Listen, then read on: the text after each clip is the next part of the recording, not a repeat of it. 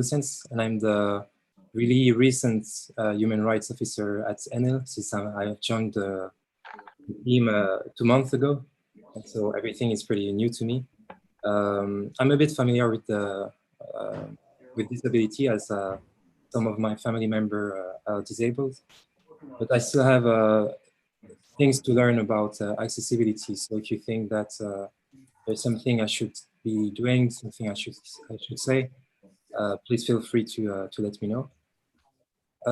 I also have a background in storytelling through photos and videos. So today I'll mostly be talking about that aspect. Today I am joined with the Independent Living Institutes and their project Disabled Refugees Welcome, which I'm really happy to be sharing with you guys.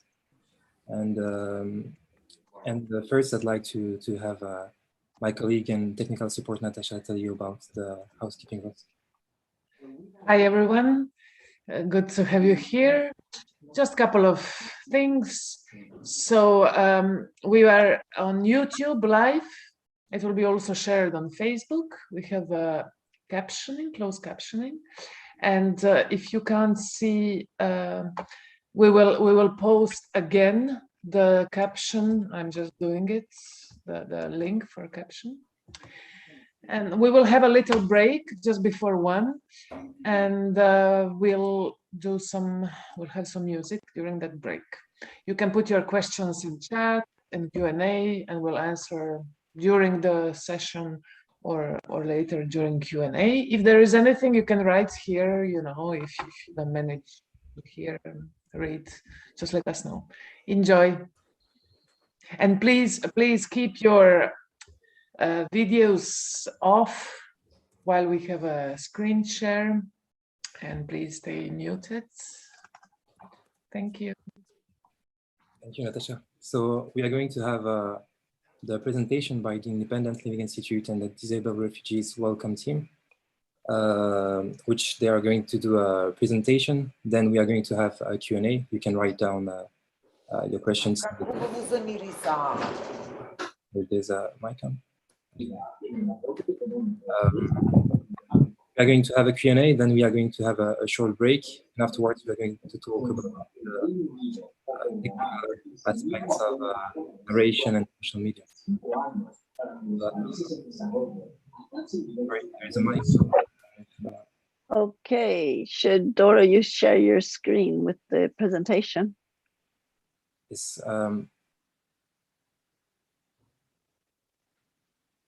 Okay, I'm going to let the floor to Dorothy, who is an occupational therapist and facilitator for the project of Disabled Refugees Welcome, which joined us together with Jamie Bowling, who is a board member of NL, and also the director of the Independent Living Institutes and the lead manager of the Disabled Refugees Welcome project.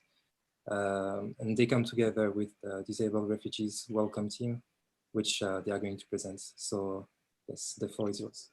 Thank you very much, Michael.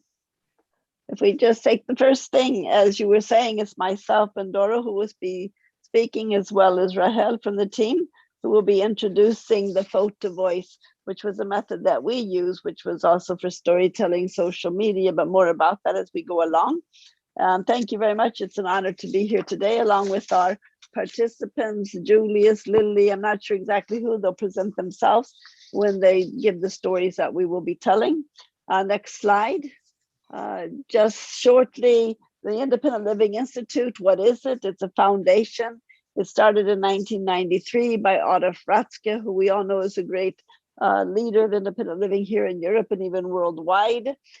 Independent living, for those who don't know, but I think everybody that's on this thing today knows that independent living is an ideology, a philosophy, it's a movement. We work for the equality of disabled people. Our key principles are choice, control, participation, inclusion, where the CRPD and Article 19 are two of our guiding tools. The project, next slide, DRW, was a 3-year project from 2017 to 2020, but it's continuing as an activity within the Independent Living Institute today. When it was a project, it was to ensure the migrants access rights. We were mapping the needs in relation to the reception when they came to Sweden, their establishment, and the integration process, looking at what works and what doesn't work. And then, and now we're continuing by giving support to those who are in this category of people when they can call us and seek support from Independent Living Institute. As said, it was an activity for a project for 3 years, and one of the main results or products was the photo voice that we'll be talking about now. But I'll hand the floor over to Rahel, who will talk about other products that the project also produced. Thank you very much.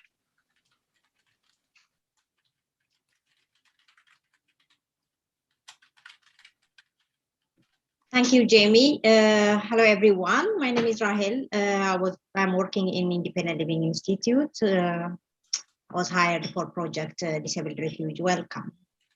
And the project has its own, it was unique by itself. For example, there was a double competence. All of us who were working in the project were, except few, we ourselves were just from different countries. We were not from Sweden, and we have a disability. And what we were working is just in the beginning of the project, it was not easy to find a project participants. So we were supposed to reach out to tell people that we are existing. Disabled Refuge Welcome project is there. So we were going to different places. We were thinking that disabled refugees can come and look. We were distributing pamphlets, brochures about the project, and we were using our formal and informal networks. Then much people can start to come to contact us, start to come to us.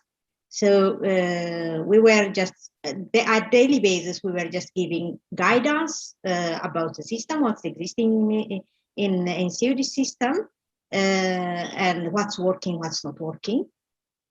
Kind of like we are just using a peer counseling method, and we are trying to empower the participants of the project in different ways, like peer support. We are using, as much as possible, using a native language. We are just trying to communicate with their own language, so people be comfortable to talk, to tell their story, and to come up with their questions with their own language. That was our way of doing. And there was a lot of different kind of activities, like monthly drop-in, like team day and so on, and like photo voice. It was one of the successful activities in the project. So that's what we share with you guys today. Thank you.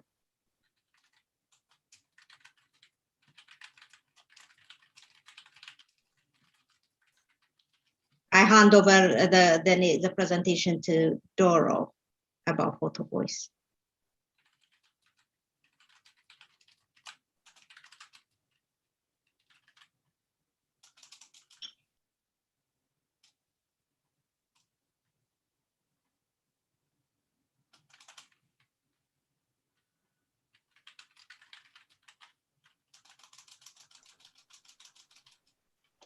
Dorothy, can you hear us? Okay, We can't I hear was you. muted, and I'm sorry. Perfect. Go ahead. I'm sorry, I was muted. Now I'm here again. I'm Dorothy, and I want to tell you a little bit what Photo Voice is all about. Photo Voice is storytelling with photos in a group. And Photo Voice gives a group of people who have a common interest. They are often marginalized people, the opportunity to talk together and discuss their life and to even publish what they think is important about their lives. What is very important in Photo Voice is that the group members are the experts. The facilitators, they're just listening. They don't have any opinion. It's the group members. And the group decides what to do with the photos and the stories which are coming up in these meetings. Photo Voice is even a participatory research method.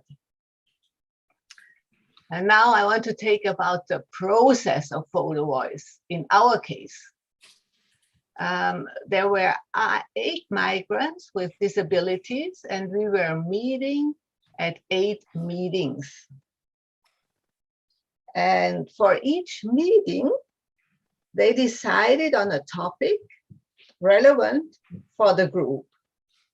And between the meetings, the members took pictures on this topic. And then the next meeting, those pictures were the basis for discussion and dialogue. So they were talking about the photos.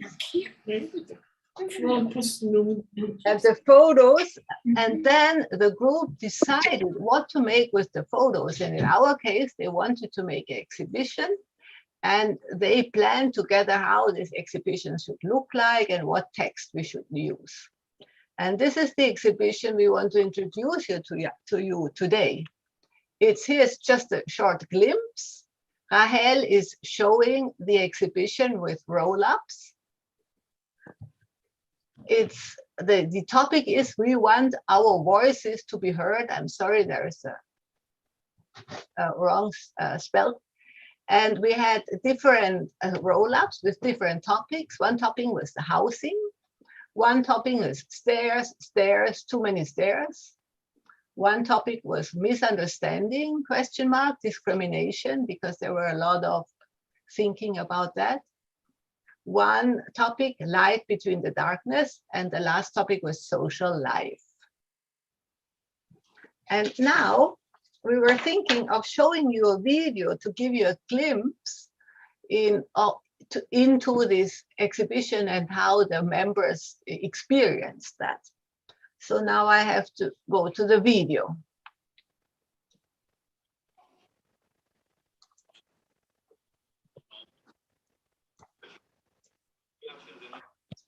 This video was done by Sarah Scher from Interact. Interact is a European project who is also working with migrants. And here's the group. And the first question was, please describe your common experiences. That common thing is our disability.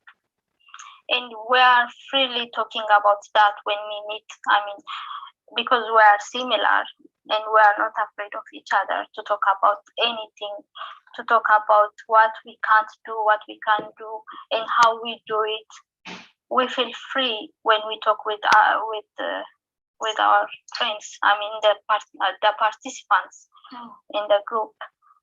That is through the project, through Photo Voice. That is one. We don't see the film. Of the project. Most of us have these common issues like needs or that we want to reach. We want to get, for example, it can be housing and work. And sorry to interrupt you. More or less common issues between us. So it is easy to understand each other when we talk about those things. Dorothy, sorry, people don't see the video. Common issue is we all are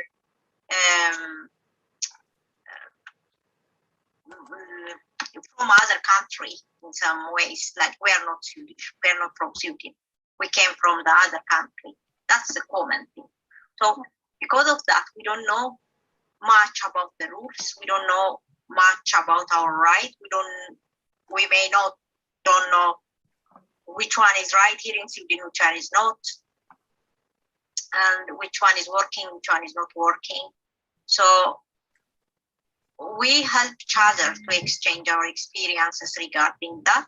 And we feel better when we know that there is somebody else also who don't know, who is suffering the same problem. For example, the housing problem is not only me, for example, there are somebody else also. So it feels better when you find somebody who is in the same situation. ማው ነበር ያው እንዲህ ተደጋጋሚ ሁላችንም ስንገባ ለዛ ነው ያቆምኩት አንድ ላይ ስንሰባሰብ አይነት ነገር I want to reflect on the point like confidence, and yeah, we feel confident because we are almost in the same situation, and at the same time I am confident. I feel okay to ask some kind of help. For example, what can I do if another person in a group can't? For example, Helen can do by hand, so she can help me on that. So I'm not hesitate to ask Helen for help. But because of our culture, from the culture we came, it's not easy to ask somebody for help. You can ask, but people just take it as a pity, and so the way we treat it, we don't like it, so we don't dare to ask for help from others. But between us, it's so easy. The next question: we want our voices to be heard. What do you want to be heard? I think what we want to say is because we were not listened for long, and we didn't get chance to say. There was not much chance to say what we are thinking, and this photo voice will gonna be a chance for us to explain, to show our problem, and to say about our thoughts, what we need, and that's why we call it like that, because it's difficult here in Sweden to be listened. We are running here and there, going from authorities to authorities, from case officer to case officer. So, but we didn't get any solution. So now maybe this is the other way of saying out something from us. I think the title by itself explained what we want. It's because we want to be listened by those who must listen us.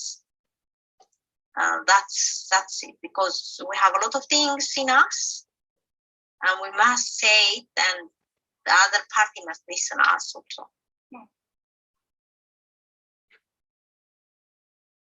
How do you want to be seen? I'm sorry, is it working now? Yes, it is, but it wasn't working. We just had the sounds, but not the video. Okay. We have the video now. You see the video now. You want me to start all over again? I'm very sorry. I don't think we have the time though, so We could show it in the break, but without captioning. Are there subtitles? We can keep it for the break if that's fine, you know. So I'm very sorry, but you heard the sound anyway. yeah, we heard the main stories and the messages. Okay, then we continue. I'm so sorry. It's okay, no worries.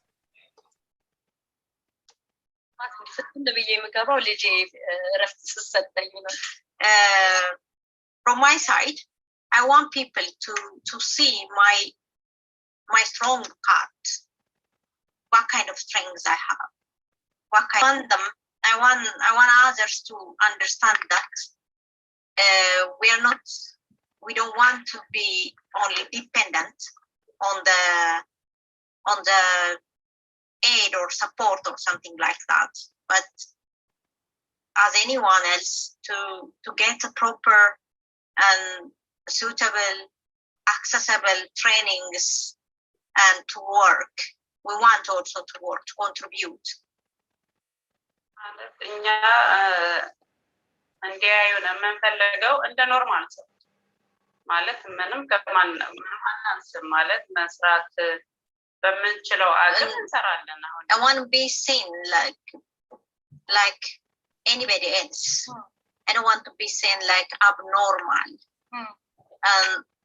I want to be that in the normal category. And to have possibilities, chances to for work, for training. But we want to have a vision. We want to have like a plan in our life, like anybody else. That's what we want.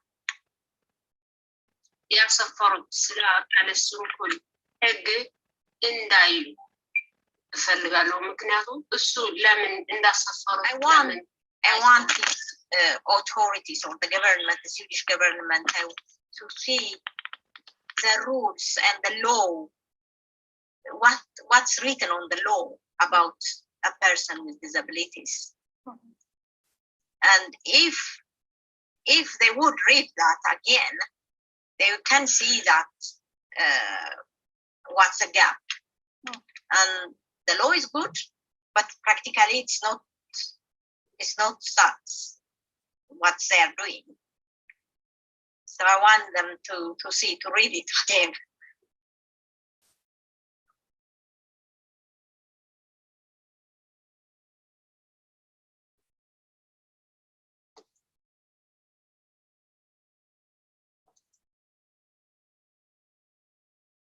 Okay. Now we will continue with some pictures of the participants which are here. That commenting is our disability. Oh, no, sorry. And we are freely talking about that when we meet. Okay. To get a little bit deeper impression, some of the people who are here, the members who are here, they choose 2 pictures which were very important to them, and now you can hear their stories to those pictures. We start with Lily. Where is that now? Shit. No.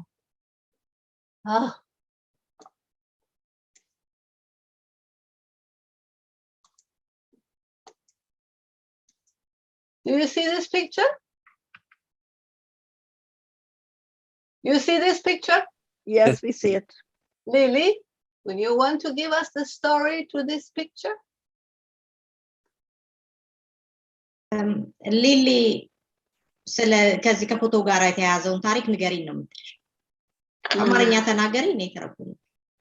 ኦኬ ይሄ ያኔ እንትን ነው ፎቶ አይታየም። ኦኬ ይሄ ትራፓ ነው። ብዙ ጊዜ እኔ ችግሮች ይገጥሙኛል ሂስ በሚበላይ ሰዓት እና ታስተረጉሚያለሽ ወይ ዝም ብዬ? As you see, you can see the stairs here. In daily basis, I get a problem when the elevator is not working.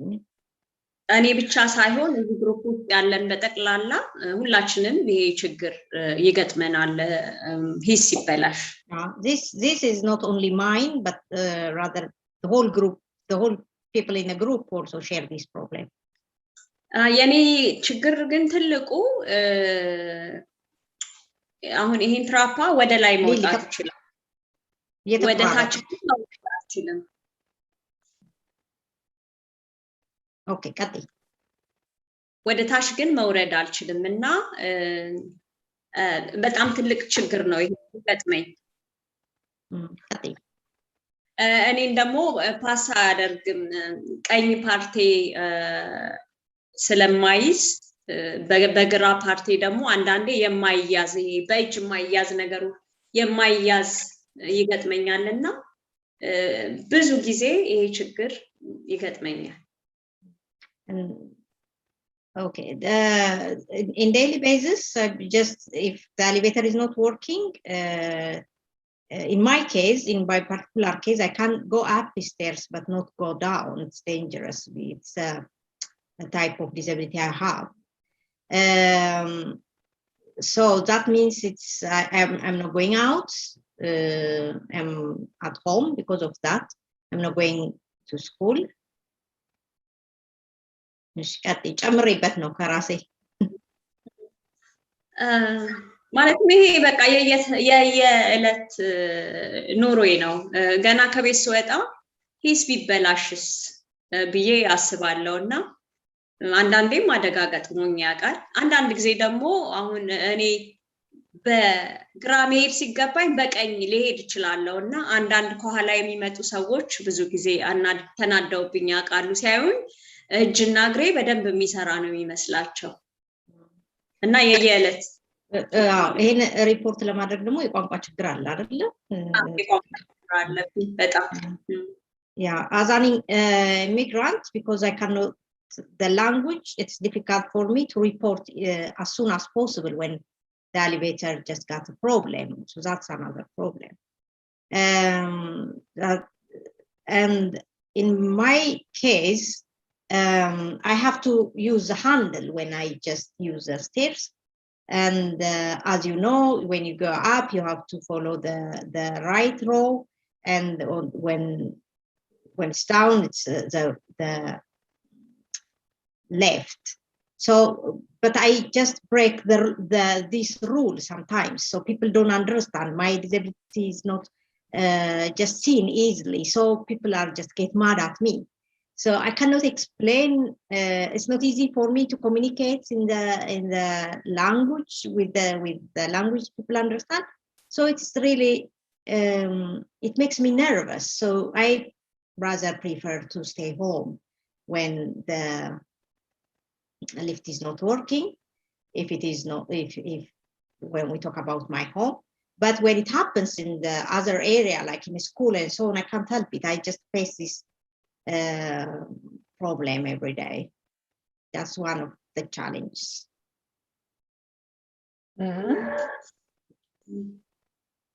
Okay, next picture.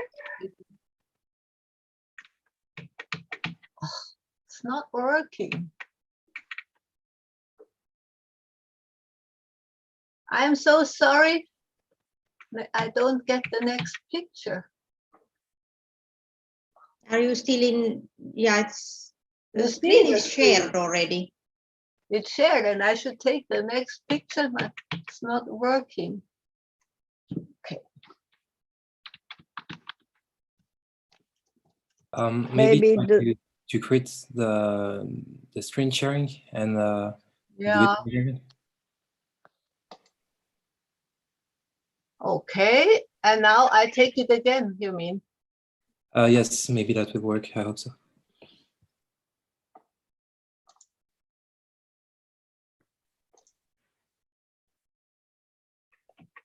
No.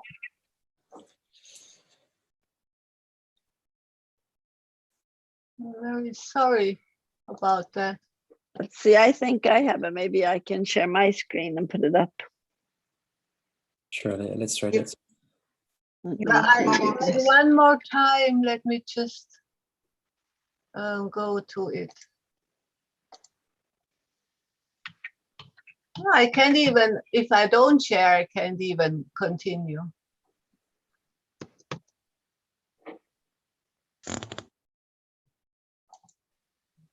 Now, I can share again. I got it. If that's all right? Please go ahead, yeah. Let's go ahead.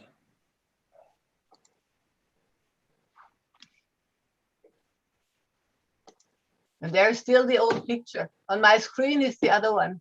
No, Jamie, I have to ask your help. I'm very... See if I can. Maybe we go ahead and describe the picture ahead and let the person start speaking while I try to find it so we don't lose too much time. Yeah. The next picture is...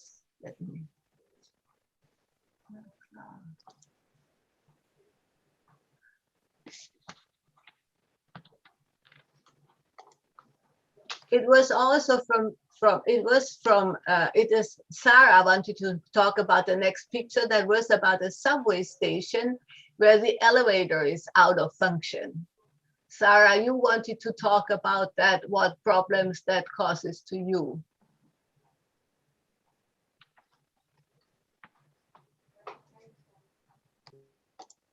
I don't see Sarah. You don't see Sarah? No, I think she Then got... we take one of Julius' pictures. Julius, we take with the one where you are in the pub with the beer glass about social life. Yeah, that one can come last. It's okay. Can you talk about it? The one with social life or the one? Yeah, the one with the beer glass. Okay. Just a minute. Yeah, I mean, we, as a person with disability, being new in Sweden and trying to create friendship and go into the Swedish society, it was imperative that I tried to go out on the weekend and try to socialize like any other person. It was not easy at first because you go and sit there just alone, nobody knows you, and you don't understand the language. So, but then slowly it started coming, you know, I started getting to know one or two person. When you first sit there, nobody try to look at you, but after a few glasses of beer, people start saying, but hey, who is that one sitting there? And that's how it became like an icebreaker, just by sitting in the very cheap pub, trying to know people, share the beer, talk, and from the beer, you start knowing people around, which somebody can actually say hi to you. But all was not easy. I even have experiences where in the nightlife, people, either the pubs are not accessible at all, you can't go in there because of your disability, or maybe because of the way you look, some pubs don't admit you inside. So other participants of the photo voice, they took this as an inspiration for them to dare to go out too and try to meet other locals. So yeah, the picture was both as an inspiration, but it also has some kind of discrimination or misunderstanding in it. So the day I was taking that picture, I just sat alone. I wanted to take picture with friends in the bar drinking, but I was just sitting there. So yeah, that pictures always remind me of that time. Although the struggle is still continuing, but I've kind of find my route a little bit. That time I was just didn't know where I was even, or what I was doing. Yeah. Next picture.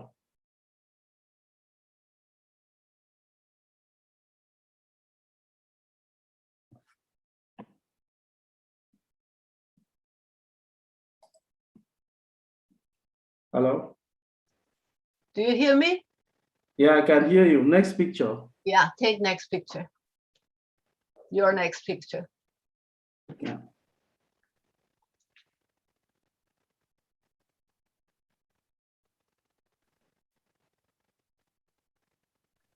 Julius, the next picture is this social life. No, it's light between darkness, Julius. Yeah. Can you describe the picture also? Yeah, I mean, I took this picture when I was just recently in 2017 when I recently granted the permission to stay in Sweden, and I was all by my own. You know, there was a pretty new person, and I had to move out of the camp. I didn't know anybody, so there was this lake around that area. I used to go there after just sitting home, thinking, not knowing, all my friends far away from me. I said, let me go for a walk. Then I saw this bird sitting on this, you know, this is algae, or yeah, kind of algae that are spread out on the lake. And I tried to shot a picture of the bird after going around the lake. So, but then these bright spots, you know, yeah, you can see the bright spot in between the two dark spots on the picture. So this represent to me the dark spot. I after some years I could interpret this picture as these two dark spots represent the time when I was lonely, trying to find out my way, thinking about my friends, my relative far away from a lot from me. But then these lights represent the hope, where I kind of try to meet up with people, try to meet easy and independent living, and there's little hope that comes shining. Then the bird here, which was a dove, just represent a peace of mind that when you find yourself in the society, you kind of have a peace of mind, even if you don't have a lot of financial influence or what. You could still have people to talk to, and that peace of mind could still come. Just the feeling that you are not alone, there are other people around. And this resonated with other participants in the group, which also share out their moments of darkness, like the asylum process, being very unstable. They had to move from one camp to the other, which I did myself as well as an asylum seeker. And then others had to share their experience of apartment not being accessible, also representing the dark spots in the picture. So yeah, I mean, that's it about the picture. Thank you. That's the one before. This. That was one you were talking about before. Yeah, social life, the one with in the top there. Yeah. And we could perhaps look at this, no, the one of housing, Sarah's picture a little further up, this one. And if Sarah is not available, Rahel, can you talk about this picture? Yeah, I can talk on behalf of Sarah. Sarah, we're talking, just pick this picture to show how her life was for some years in this small apartment. Because of the problem in the system for housing, this tabulating and so on, I don't want to go in that. She came up out of just place to live in. So she was supposed to live in this 20 square meter room, all in all. So she has a small baby, and everything is on the floor. Because she has a disability, she cannot use shelves like that. So everything to get them, it must be in like this, like you see on the picture. So everything is on the floor almost. She at that time she has a small baby, like some months old, like 4 or 5 months old baby, daughter, and she was playing on the bed. So they were sleeping on the bed. They were eating on the bed, and everything was on the bed. Even there was no kitchen to cook food. She was supposed to go around to neighbors to cook. And yeah, that was the picture shows how she was suffering.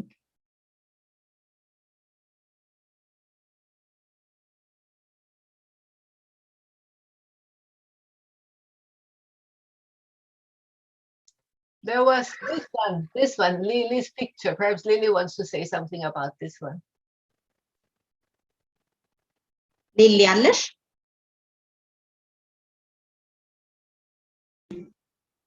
አለሁኝ። ያ የታክሲው ነው ይታይሻል? አዎ ይታየኛል።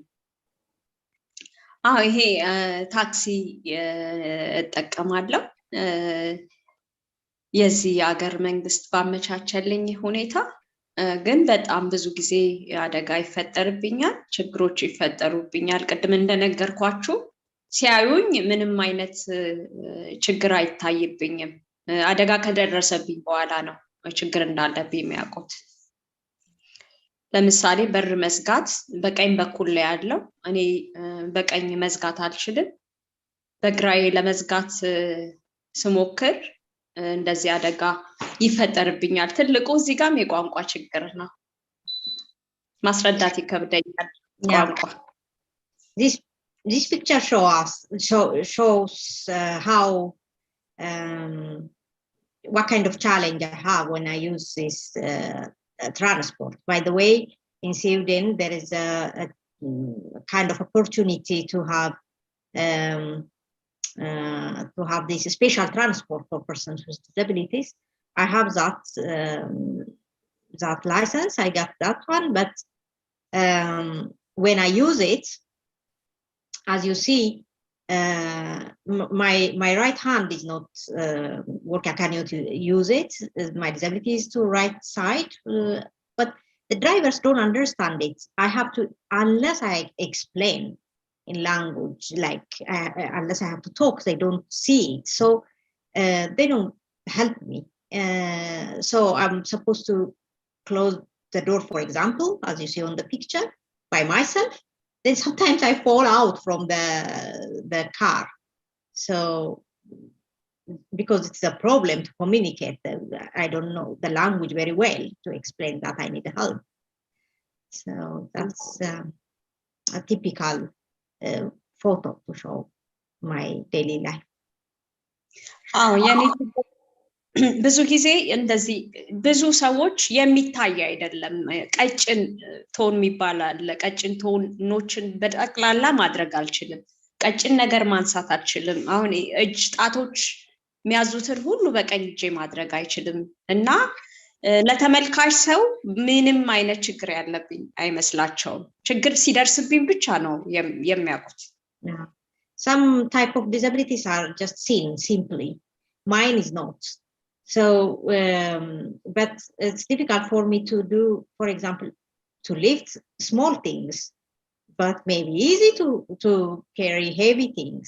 So it's difficult for me to explain for people. So they don't see it. I don't get help easily. So when you are living in a country like just migrant like me, that's the problem. So you have to, it's difficult to communicate in the language.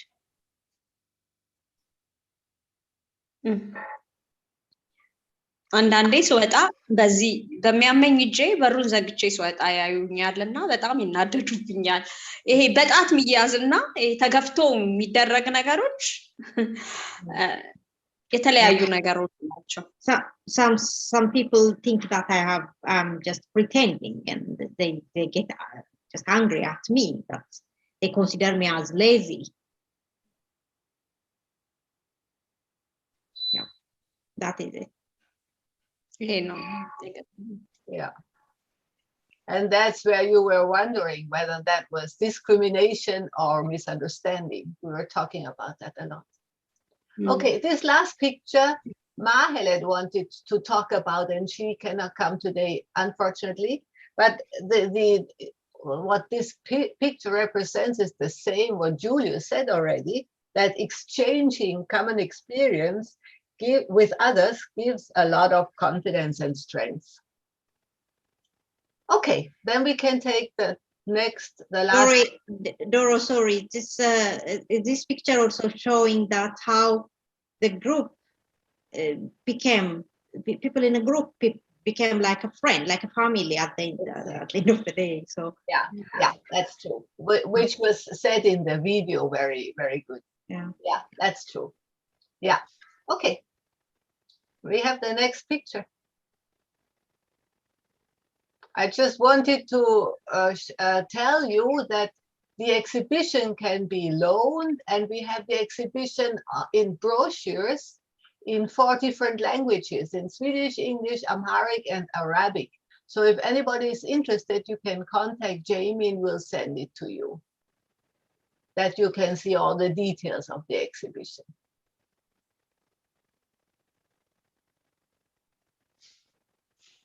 Thank you. Perfect. Thank you, guys. Thank you, Lily. Thank you, Julius. Thank you, Authority, and Jamie. Thank you, Rahel, for the presentation. I'd like now to go through a bit of questions and comments if you guys have some. And I'd like to take that advantage to ask especially Julius and Lily about how was it possible for you to join forces with people and unite and find other people who share the same experience?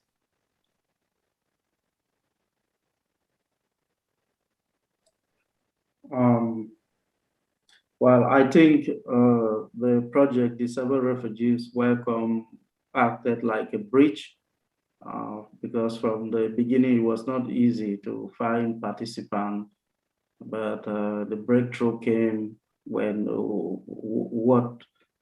people tell other people about the project, who knows other people. That's how we came together. And yeah, this idea of just doing something to express our different experience through pictures. And it becomes, some of the experience become very common. So yeah, the Disabled Refugees Welcome acted like a bridge, to be short. Okay, thank you. Thank you. Rahel, maybe could you ask Lily about her experience, maybe? ሊሊ ምንድነው መሰለሽ የሚለው ጥያቄው ከዚህ እንዴት ነበር አጀማመሩና ፍጻሜው የፎቶ ቮይስ ሂደቱ ስትጀምሪው ከጓደኛሽ እንደሰማሽና ከዛ በኋላ ፍጻሜው ግን ጓደኛ እንዳተረፈልሽ ነው ወይስ የሚሆነው ንገሪኝ እሱን በአማርኛ እዚህ ግሩፕ ውስጥ ገባ በአንድ ጓደኛ የተነሳ ነው ሄለን ትባላለች እሷ ራሄልን ሆስፒታል ይመስለኛል ላገኘቻትና በእኛ ካልቸር ስለ አካል ጉዳተኝነት በነፃነት አናወራምና ራሄል በነፃነት ጠየቀቻት ጥያቄዋ ለኛ የሚያስቅ ይሆናል ለእናንተ ምንም ላይ መስላችሁ ይችላል በዛ ተሳሳቅን እና ይዛኝ እንድትሄድ እንደምፈልግ ነገርኳት ይዛኝ ሄደች እዛ ሲሄድ የተወሰኑ ሰዎች አሉ ተዋወቅኳቸው በጣም ደስ አለኝ በጣም ፈልግ ነበር እንደዚህ አይነት ግሩፕ እዚህ ሀገር ያው ቋንቋ ስለማልችል በምን መንገድ እነሱን ማግኘት እንዳለብኝ አላቅም ነበር ከዛ በኋላ ፋሚሊ ሆነን በጣም ደስተኛ ነኝ እዛ ቦታ ሲሄድ ወደ ቤቴ እጋብዛቸዋለሁ ብዙ ጊዜ በተደጋጋሚ እነሱም በጣም ደስተኞች ናቸው አሁን ፋሚሊ ሆነናል በቃ በነፃነት እኔ ቤት ይመጣሉ እኔም እነሱ ቤት ማንኛውንም ነገሮች በቃ በጥሩ ደስታ ነው እናሳልፈው in the beginning it was I got information from my friend Helen who told me about the RW about everything about Ely I didn't know I had no information before that Helen met Rahel, she mean me, in orthotic prosthetic center, and Rahel approaching Helen, and Helen told me afterwards about that conversation she had with Rahel, and we were very surprised because in our culture it's a taboo to talk about our disability. So when we just Rahel break that, and she just open the door for us. So I became very eager to meet this organization. Just once I go there, it was just very, very comfortable place for me, because I got opportunity to talk my thoughts, even my jokes, with on my language. I got somebody who listening and sharing my ideas. Then when people come there in the group, we have a lot of things in common. So just that was a blessed day for me. So now it's our relationship just grown, like we are like a family now. I have them, so I'm comfortable to ask, to share, to spend time with them, with everyone in a group. So I'm so happy with that. ብዙ ነገር ደግሞ ከዚህ ግሩፕ ተጠቅሜያለሁ። በጣም ብዙ ነገር ይሄ በቀላል የማገኘውን ነገር በፊት በጣም ብዙ ደክሜ አመት ሁላ ፈሽቶብኝ የማገኘውን ነገር ከዚህ ግሩፕ ግን እነሱ ብዙ ለፍተውበት ያገኙትን እኔ ባጭር መንገድ አገኘዋለሁና ይሄን በጣም ተጠቅሜያለሁ። በጣም በጣም በጣም this experience sharing thing, it looks like some easy thing, but it's not. I just benefited from others' experience a lot. When they share their experience, I got an information for how to pass that challenge next time for me, and I share my experience too to others. So it's very, very important. And the training is the informations we get from Disabled Refugee Welcome was really very key, important things in our lives. So we empowered, we got knowledge, we got information. As it was very, very useful, and we're still in touch with the organization, with Ely, and with the people with the group. በአጠቃላይ ያው ብዙ ሰዓት ስለሌለን ብዙ በሌላ መንገድ እንኖርበትን ህይወት እንዳገኝ አድርጎኛል ይሄ ግሩፕ እናንተንም ያጠቃልላል። ብዙ በህይወቴ ደግሞ ምመኛውን ማስበውንም ነገሮች እንዳገኝ ረድቶኛል ይሄ ግሩፕ ይሄ ህብረት። There are a lot of things. We have no time to go through to each and everything, but generally it shows me a way how to live. It shows me another way, like I used to.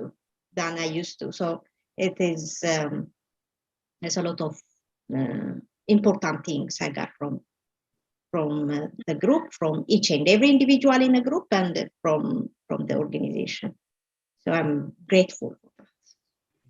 ላመሰግን ወዳለው ዶሮ፣ ራሄል፣ ጄሚ፣ ኦክሶ ደግሞ ጁሊያስ እንዲሁም ጓደኞቼን እዚህ ውስጥ ያገኘዋቸውን ጓደኞቼን በጣም የየዕለት የደስታ ምንጮቼ ናቸውና በጣም ላመሰግን ወዳለው። በጣም ደስተኛ ነኝ። በእናንተ ደግሞ እነዚህን አግኝቻለሁ፣ እዚህ ግሩፕ ውስጥ ገብቻለሁ። Thank you. I want to thank you, Doro, Jamie, Rahel, Julius, so everybody in Ely and everyone in a group, and for the chance I got, and I learned a lot, and I got a chance to participate in Enil also. So it is, I'm grateful for that. Thank you, everybody. Thank you, Lily, and thank you, Rahel. I'll just take one question from Julia Gulser. Maybe this question is more for Dorothy and Jamie. Her question is, how do you spread the project on social media?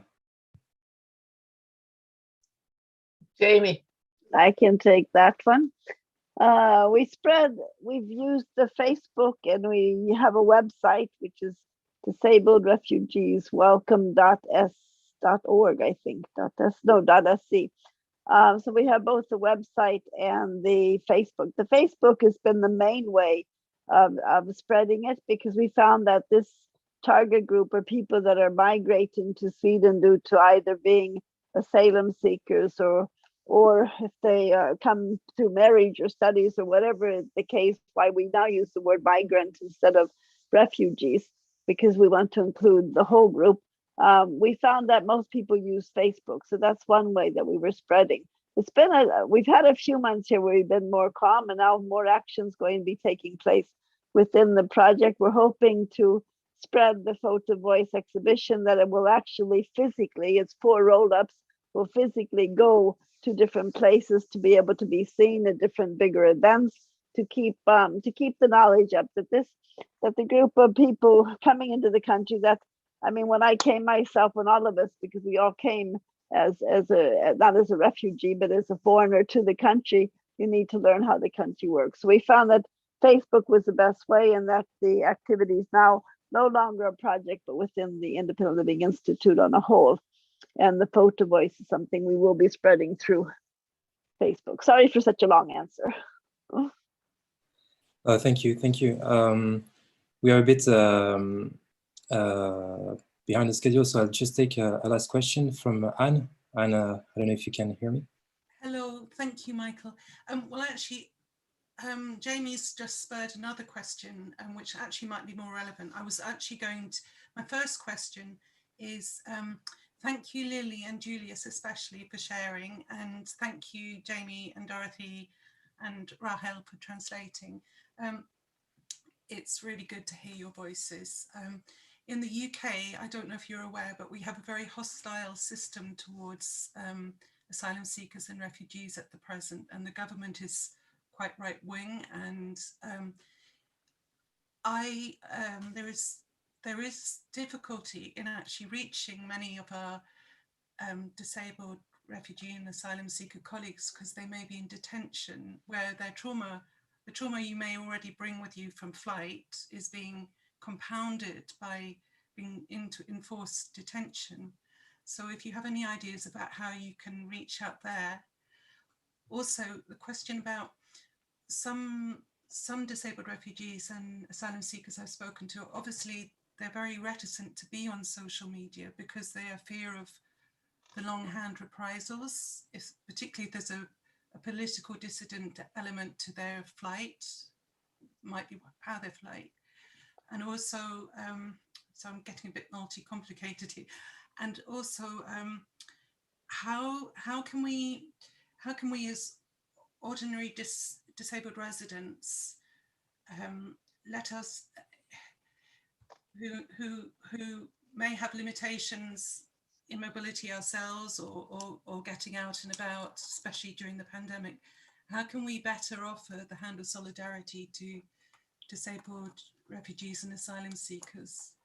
It's interesting, Jamie, you used the word migrant, because here that is being used by the right-wing media and the government in a very, I can see your point, so maybe we need to reclaim that word. I've been a migrant, I've lived in Hong Kong for 12 years, but I'm back here in the UK, and it's horrific the way that words, innocent words, are twisted and changed into something ugly or, you know, used politically. So sorry, that's multifaceted, and it's a way of saying I hear you all and thank you so much for sharing. And thank you. I mean, and maybe we can talk again one day, have a Skype or something, or a Zoom, and talk more about this, because you woke so many questions. And yes, there are complications with sharing Facebook and different things, and using the terminology, we've been back and forth on that. But thanks everybody for listening, and please contact me. And if you want more information, we can have some sort of meetings through Zoom or whatever to answer questions or to think about ways forward for the group of people in our different countries. Thank you. Michael, over to you. Thank you, everybody. Thank you for the questions. Thank you for the answers. We'll just now take a short break. Maybe if Dorothy will try to show the video once again, maybe with the image if we can. Yes, I will try. Sorry for the technical problems. I will try to do that. No worries, no worries. So yes, if you can, if you need to take a fresh air or something, or take a pause, feel free. We'll just show the video and then come back for the second part on narrative techniques to promote independent living and social media. I'd like to thank once again the whole Independent Institute, Independent Living Institute team, the Disabled Refugees Welcome Project. So Jamie, Lily, Rahel, Dorothy, and Julius, and Sarah, who hasn't had the opportunity to come. But thank you for your input. Thank you for your presentation. And I hope it has encouraged somebody to maybe get your voice out there and do the same. Thank you very much. How long is our break? Thank you. And how long is the break? Oh, yes, sorry, we'll have a 10 minutes break. We can come back at 1:13. 1:13. Okay, thanks very much. And thanks everybody for listening. Bye-bye. Thanks, everybody. Do you see the screen? My screen? Yeah, we do. We see your emails or something. Let the video go. Okay.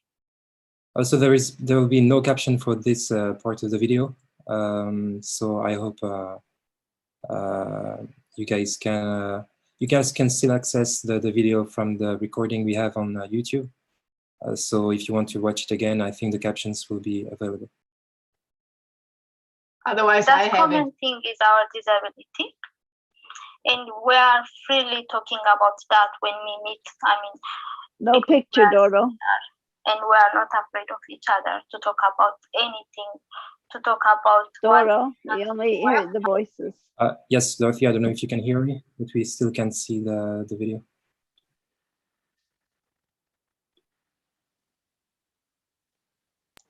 I don't know. Okay.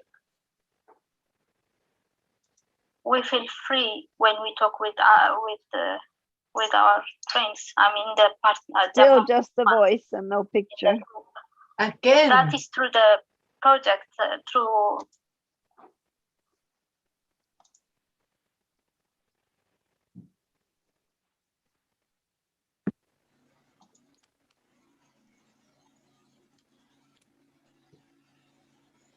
Possibly we just need to get the link out there and people can watch it directly. Now, working. Photo voice. That is one, what you call, one advantage of the project. Most of us has these common issues like needs or that we want to reach.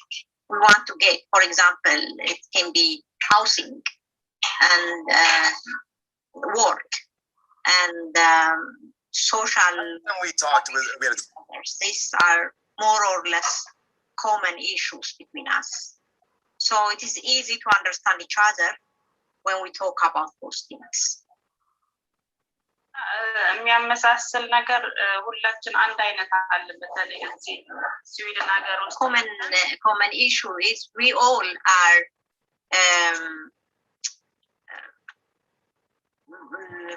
from other country in some ways, like we are not Swedish, we are not from Sweden, we came from the other country. That's the common thing. So because of that, we don't know much about the rules, we don't know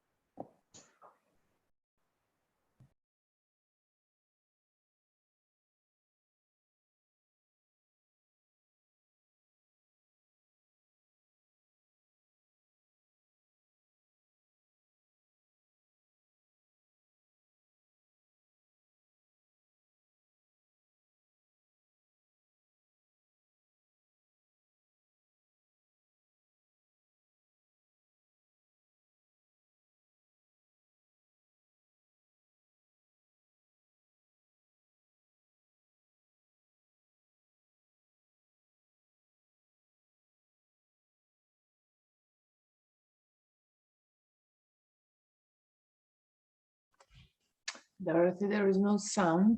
If you can just check. in the same situation, and at the same time, I am confident I feel okay to ask some kind of help. For example, what can I do if another person in a group can? For example, Helen can. Helen can do by hand. So she can help me on that. So I'm not hesitant to ask Helen for help. But because of our culture, from the culture we came, it's not easy to ask somebody for help. You can ask, but people just take it as a pity, and so on. The way we treat it, we don't like it, so we don't dare to ask for help from others. But between us, it's so easy.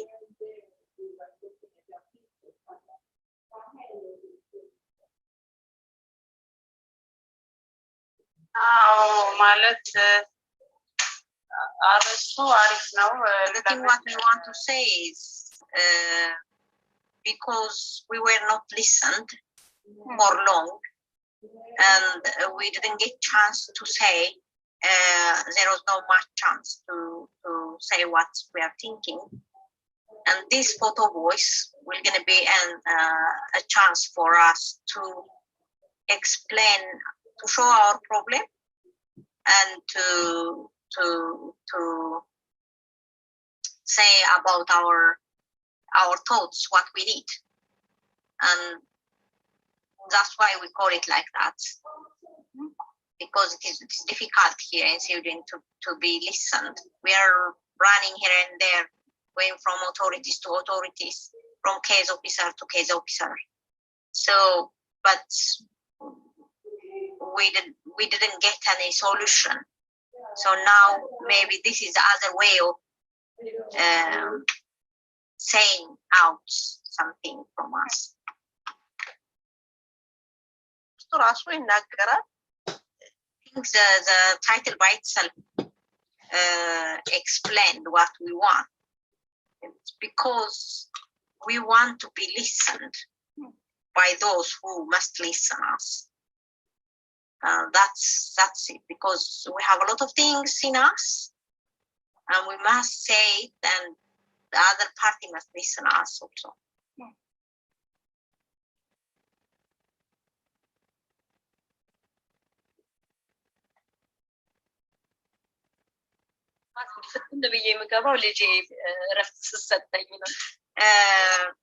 From my side, I want people to see my strong part, what kind of strengths I have, what kind of them. I want others to understand that we don't want to be only dependent on the aid or support or something like that, but as anyone else to get a proper and suitable, accessible trainings and to work. We want also to work, to contribute. እንዲያዩን የምንፈልገው እንደ ኖርማል ሰው ማለት ምንም አናንስም ማለት መስራት በምንችለው አቅም እንሰራለን። አሁን I want to be seen like anybody else. I don't want to be seen like abnormal. I want to be that in the normal category, and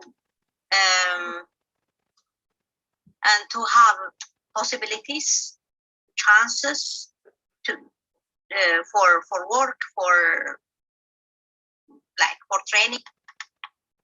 But we want to have a vision. We want to have like a plan in our life, like anybody else. That's what we want. ያሰፈሩት ስለ አቃለሱን ሁሉ ህግ እንዳዩ እፈልጋለሁ። ምክንያቱም እሱ ለምን እንዳሰፈሩ I want these authorities or the government, the Swedish government, to see the rules and the law, what's written on the law about a person with disabilities. And if they would read that again, they can see that what's a gap. And the law is good, but practically it's not that what they are doing.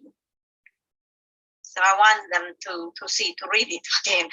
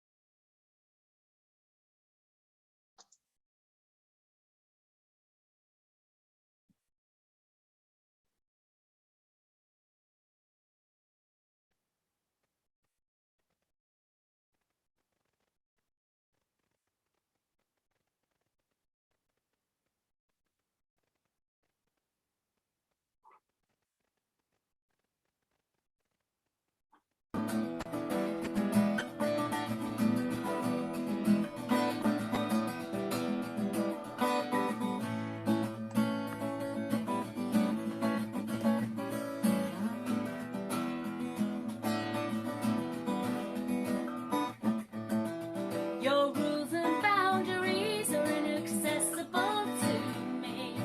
I will try my best, but it's hard to do what I don't get.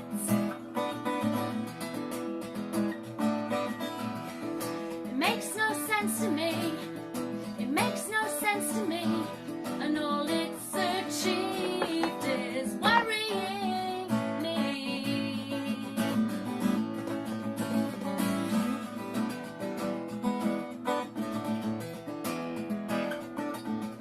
Really would be easier if you included me. Until you brought those rules up, I was set to succeed.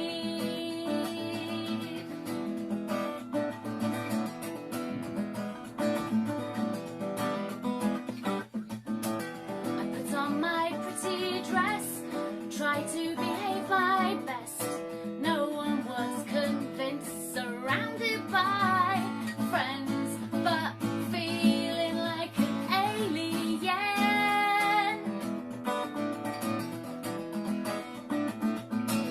I cannot be someone else. I cannot be someone else until I felt unwelcome. I would have been fine, but I was like a stuck record all night.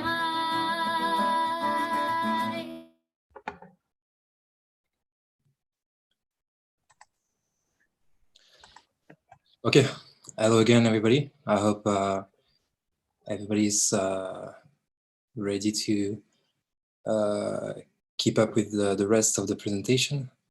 We'll now talk about more practical aspects of narrative techniques and social media.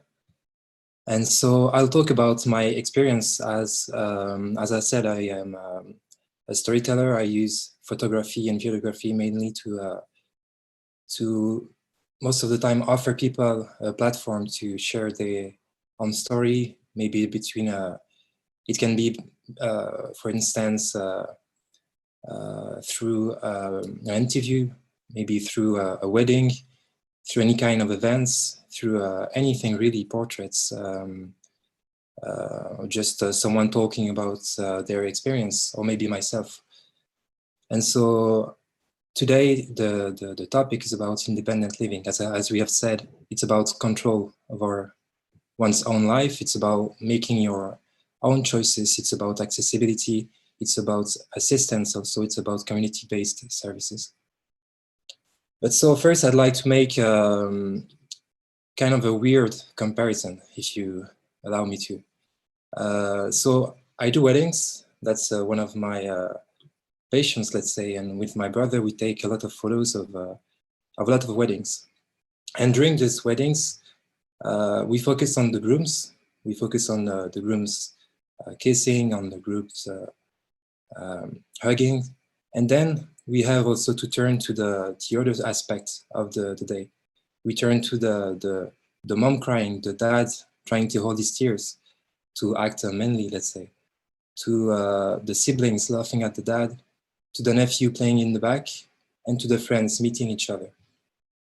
And I think it's important that we can show all the aspects of the day, because every time we come to the rooms with the photos, they are always surprised to see that when they were talking to somebody, one of their friends was meeting another friend.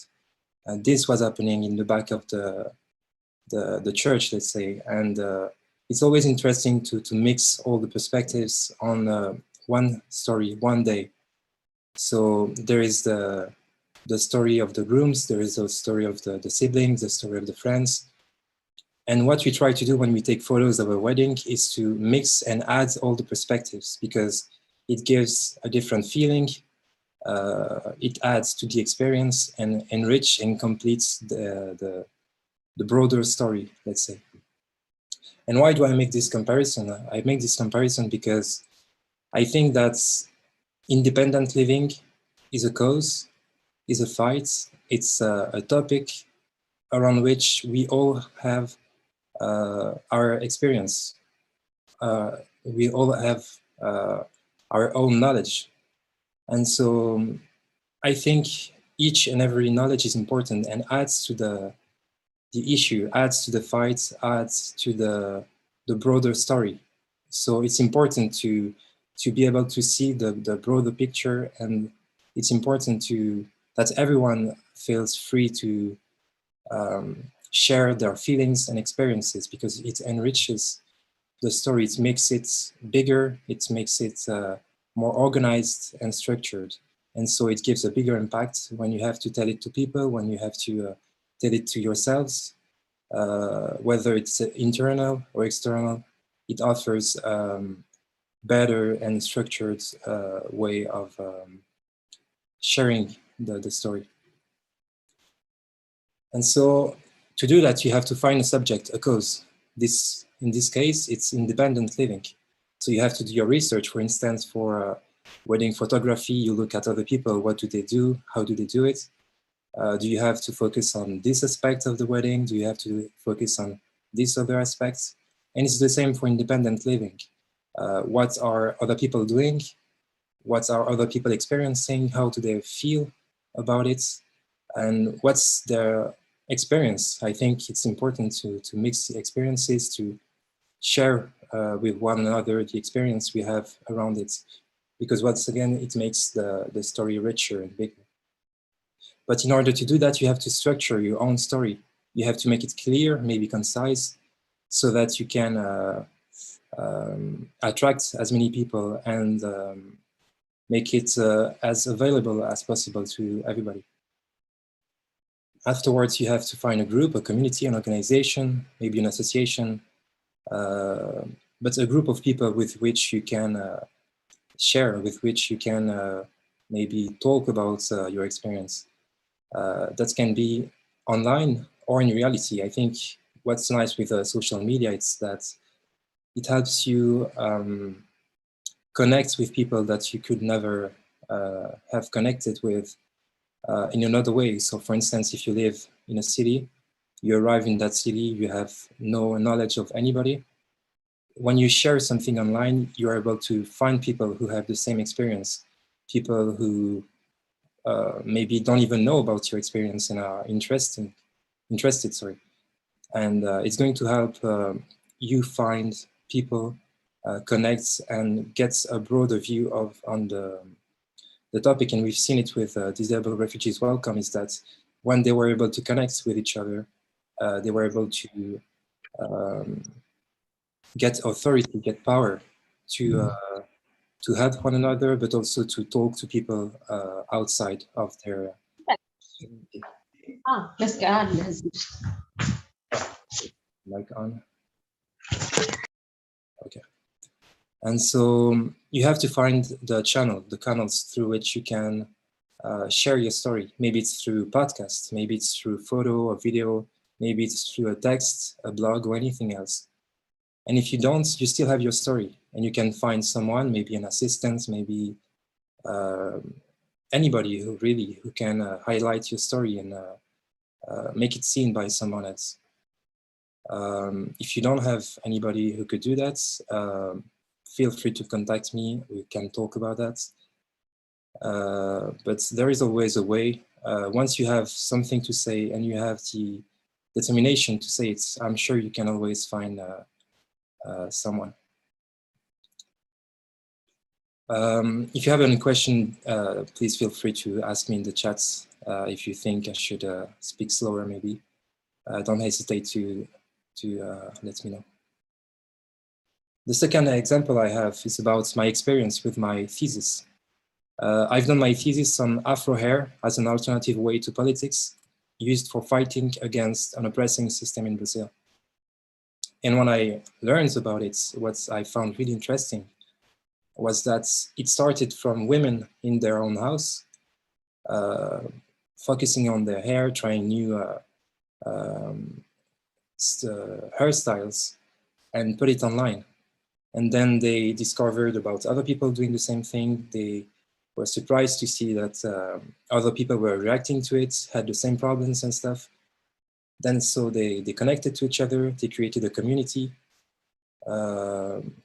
And all of a sudden there were tens of thousands of people sharing their experiences about hair, but also about the things they were struggling with, maybe oppression, maybe the high level of people being killed by the police in Brazil. And so all of a sudden it became a broader issue. It became something bigger than just hair, let's say. And so it became a structured movement with a political impact, which today is a growing movement that nobody can ignore anymore. And so I think this is really important because when you are alone, you feel as if your voice isn't enough, your voice doesn't have authority or power. But once you get it out there, you find other people who share the same thing, or maybe have a different experience, you start to create something that gets bigger than yourself. And I think it's really interesting, and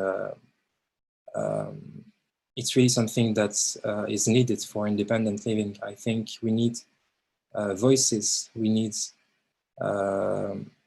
voices for the internal, so for people who are disabled and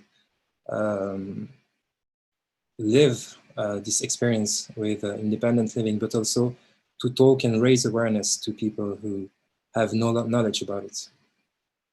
So what do you do concretely? I have a few steps that you can use on social media if you have already a testimony, if you have a story that you want to share. I think the first step is to make a strategic research of the existing. So what are the people doing on social media, on Instagram, on Facebook? For instance, I know that in Brussels, where I live, there is a group about girls who share the testimonies on sexual harassment. And I think it's really interesting because this page relays information and stories and testimonies. Maybe you want to do it the same way by sharing testimonies, text of people anonymously, or maybe you want to do it through photos like Disabled Refugees Welcome have done it. Maybe you want to do a podcast, but you have to have a clear vision of what you want to do to choose the right social media. Maybe if you want to do a podcast, it's better to do it on Spotify or SoundCloud. But you have to have a strategic research done. Step 2 is integrating the digital strategy into communication strategy. What are we already doing elsewhere? It's pretty much the same as the step 1. You have to do an audit. You have to do an analysis of the fields. Okay, I have this idea. What's happening elsewhere? What are the people doing? How do they do it? And it's important to really have an idea of what's happening before you come with your idea and express it, because maybe someone else is doing it. Maybe you can join forces, or maybe you can stand out by doing something differently. So you have to define the objectives of your digital strategy. Maybe your goal is to raise awareness. Maybe your goal is to just straighten the relations between disabled people, to unite them, to talk about experiences and help each other. Maybe your goal is to, as I said, raise awareness and raise the issue around people who don't know anything about disability, because there is, I think, a big exclusion, and most of the people have no idea about the stakes and the implications of disability and what it is independent living. So step 4, you have to identify your profile target. Is it young people? Is it older people? Is it non-disabled people? Is it in the political sphere? And it's important because in step 5, you have to identify their universe. You're not going to talk the same way you talk to young people, to old people. Each have their own codes, their own culture. And so if you want to talk to one, you have to know what they like, what they listen to, what they seek, how do they speak, and how to connect with them. It's really important, because if you want to talk to young people, but you do it without having knowledge of how they communicate, you are going to have a lot of struggles with accessing their world, let's say. Step 6, you have to build an editorial plan and an editorial charter. So maybe you want to use always the same background, let's say a yellow background that makes you stand out and makes you recognizable by everybody. I'd say that's less important than the other steps, but it's still interesting to have something that makes you stand out, and we can say, oh, this is his or her page. I know it because there is this and that. Step 7, sorry, you have to define the necessary resources. So what do I have? What do I need? Maybe I need a camera if I want to make testimonies about people. Maybe I need a mic if I want to create podcasts. Maybe I need an assistant to help me with the lights. Maybe I need an assistant to help me with taking the camera while I speak. But you have to have a clear idea about the necessary resources to be able to make your project become concrete. But for that, you have to have concrete and precise objectives. And then you have to choose the indicators to measure the performances of your actions. So if you want to focus on the likes you get, this is going to help you measure the performance of your posts. Or maybe your indicators of measure is the comments you get. Maybe it's the attraction you get on your website. Maybe it's the attraction you get on your real events. And so you have to have clear indicators so that you are going to have a clear way of measuring your performances. And that's going to help you monitor the impacts and maybe adapt if you need some adaptation. And I am happy that I got to host the Disabled Refugees Welcome project, because I think it's really about get your voice out there. It's really about having a voice, multiplying it, uniting, and having a bigger impact. Sometimes it's easy to feel as if we don't have any authority, enough power. We don't have the political skills or the political connections. But I think there are always alternatives that can help you have an impact. And so that's why I wanted to ask you a little exercise. Maybe you can do a photo with a text about your experience. Maybe you can do a 10 to 30 seconds long video with your phone. Maybe if you have somebody who can help you, maybe an assistant. And if you can't, I'm always available. We can talk about it, and we can organize a way to do the video. But if you could talk about something that's important to your eyes about independent living, that will be nice. But if you can't talk about independent living because your knowledge about it is lacking, or maybe you want to talk about something else, maybe talk about something that's good or bad, or maybe talk about segregation, maybe exclusion, inclusion. But if you could talk about disability, maybe you have a story, you don't think it's interesting because it's your story and you are used to it. But I think your voice has something to bring. And so if you have knowledge about disability, please feel free to share it. And if you don't have enough knowledge about disability, maybe talk about that too.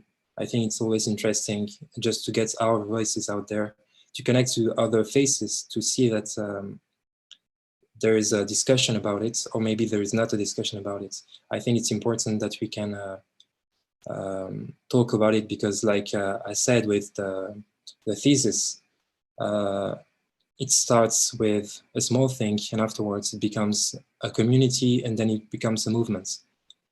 And I think many things are possible once you use your voice and connect with other people to do it. So if you want to do it, feel free to do it. You have no obligation. But I think it's important because it's going to help you express yourself. And I think it's definitely going to help other people as well. So if you have an idea, if you have something to share, feel free to send it to me by email on my email, michael.goosens with 2 O, 2 S's, that's at enil.eu. And once again, if you have any comments, if you have anything that you want me to talk about, feel free to do it. But I'm always happy if I can help you maybe record a video, doing a photo, or help you with the text. But it would be nice if you had the desire and maybe if you dare to do a video or just share your testimony. I know it's not easy, but I think it's definitely worth it, and it's going to encourage you and other people as well. Okay, so that's it, guys. Thank you for listening to me. If you have any questions about storytelling, about narrative techniques, about social media, I can help as much as I can. I have not done any studies about it other than using YouTube as much as I could, and working on the field, doing photos, doing videos, talking to people. So if you want to ask me anything about it, please feel free to do it. Yes, I'll also put my mail in the chat box so that you can have access to it. Can I just jump in just a second? Just one practical thing. I mean, we would just prolong. We already prolonged a bit, and we would prolong a bit for questions and answers. Just to ask our captioner, is it okay if we still stay like 10 minutes? Julia, if you could just tell us. Oh yeah, 10 minutes is fine, but no longer, as I've got another booking afterwards. Okay. Okay. Okay. Yeah. Okay, so I put my mail in the chats. If you have any question regarding anything, feel free to ask me. If not, that's it for the presentation, guys. First question by my brother. Do you have any channels or videos to recommend for video content, ideas, and inspiration? I don't necessarily have a specific channel, but I think the most interesting thing is if you have a camera, if you have a phone, anything that can help you do your projects, you should get out there, try by yourself, and get inspiration from anything you can. Maybe it's YouTube videos, maybe it's films, but anything that can help you really. I can also send you a link to my my work so that you can see, and maybe maybe it's going to help you organize your thoughts. I don't know, but yes, definitely. I think you should get out there, take your phone, ask people, record yourself, record other people, and just put your video out there. Maybe it's not perfect, but it's still worth it. It's never going to be perfect, but it's your testimony and it's important. So just feel free and dare to do it, because we never know what's gonna happen. Do I have any tips on simplifying often context threads into a single narrative? I think to have a clear narrative, you need to. There is a sentence that's always helping me organize my thoughts when I work on a narrative, is that less is always more. Sometimes you want to say too many things, talk about too many details, but less is always more. And sometimes when you, let's say you text, you talk to someone by text, and you say good morning, sometimes you're going to write morning, M-R-N-G. You take out some letters, but it still means morning, and everybody who reads it understands that it means morning. And I think it's the same with the narrative. Once you can get the things that are not really important out of the way, and you can focus on the things that speak out and mean something to others, I think it's always important, because it helps focusing on the message, and it's way easier to connect with something that's concise, something that is concrete, and something that is also authentic. So yes, I'd say that's it. I don't know if I answered your question correctly. Feel free to tell me if I did not.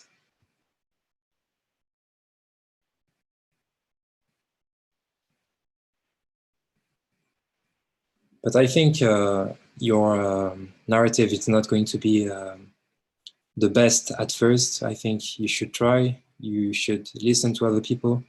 You should see what other people are doing, as I said earlier. But if you don't get your voice out there, you're never going to learn anything. You're never going to help anybody either, I think. So it's always scary to share your thoughts, share your emotions, but it's always worth it. It's always bringing something to the table. So yes. Julia, go ahead if you have a question. Is it possible to get the PowerPoint presentation? Yes, of course, of course. I can maybe I'm going to put it in maybe on Facebook. Try to create a link and post it. And I'm going to post all the things that can help you with the narrative. Any channel or anything that I think is important to help you get to it yourself. I'm going to do that and post it on Facebook, I think. Thank you. Yep, no worries. Any other question, maybe?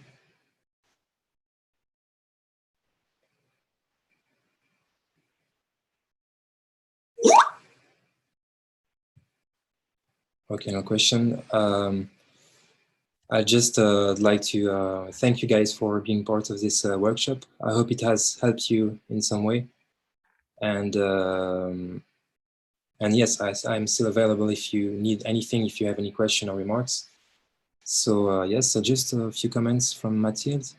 In France, journalists are always on pity about disabled people, so disabled activists often doesn't want to talk about themselves to avoid that.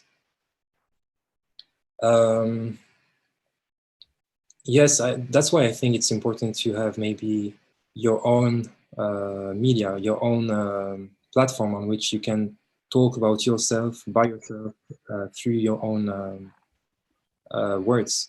I think it's always important to, okay, those persons are talking about me in this way, but how do I talk about myself? I think it's important if you have your words about yourself in your testimony, because it's always helping the fight and the narrative go further. Yes, nothing about us without us. That's really it. Thank you. So yes, I hope it has helped you in some way. I was really happy to be able to share that with you. I stay available if you have anything, any remarks, anything really. So thank you guys for your participation. If you have the opportunity to participate to the rest of the convention, please do. There is a lot of things that are going to be shared today and tomorrow, so stay connected and enjoy your day. Thank you guys. And I would just add, just to thank Julia, I think she's about to leave. Thanks a lot for captioning. And see you all maybe on the next session on personal assistance and also tomorrow. Thanks a lot. Thank you guys. Thanks everybody. Bye-bye. Can I have a very quick question? Yes, but without captions, then it will be, you know. Yeah, because it will be a sort of connection between this session and the next one on personal assistance. Michael, have you thought about any way to show in a understandable way for larger audience personal assistance, so that people would understand that service provision, parents and relatives as assistance is not personal assistance? Have you been thinking about, and Natasha, it's also a question to Enil, whether you can guys think about doing something like that in a video format, because I see that Michael is very resourceful in terms of ideas, so he might be able to help us produce something like that, and we as members and independent living organizations in Europe can promote it. Wait a minute, Kepka, because I don't agree with you. We have family as personal assistants. It's okay. Yeah, okay. Make the difference and bring across both points. Okay. Sorry.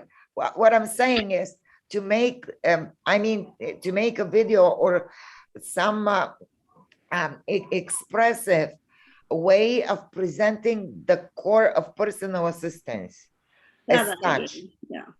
That's sorry, I'm overwhelmed with the Bulgarian context of relatives being the only assistance. So yeah, but did you get my question, Michael? Yes, of course. I think it's a really it's a question that I believe is interesting too. I have not thought about personal assistance specifically, but Natasha and I have talked a bit about an idea of doing a video about disabled people talking about their experience, talking about their needs. It's something that we started to talk about, and I'm sure personal assistance is going to come up in the discussion. So I'd love to do that, and I'm definitely going to write that down so that I can maybe talk about it more. I think there is plenty of things that we can and should talk about. So definitely I'll keep that in mind. Okay. Yeah. Thank you. Thank you. Finish. Thank you, and see you later. See you. Thanks a lot.